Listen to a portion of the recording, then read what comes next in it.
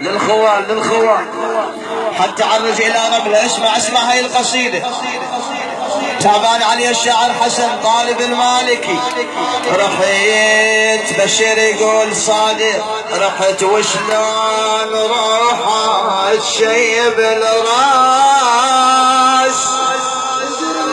يل بعدك شبايا بالفارق شلون خويا بعد ايام خله وتلبس القاب نفرح بيك زفه يا والعرسو. قلنا العرس لاخوي تلبس القاب وزفر سوي لك يا ابن امك. بعد ايام خله وتلبس القاب نفرح بيك زفه ويا عرسو.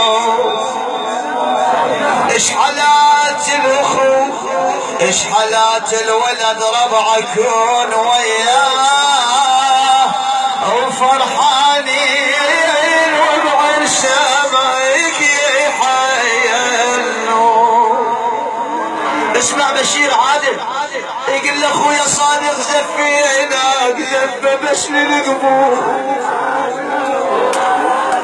خويا زفيناك زفه بس للقبور وكاشخ بالجفايا العريس مدفون يا صادق. زفيناك زفه بس للقبور وكاشخ بالجفايا العريس مدفون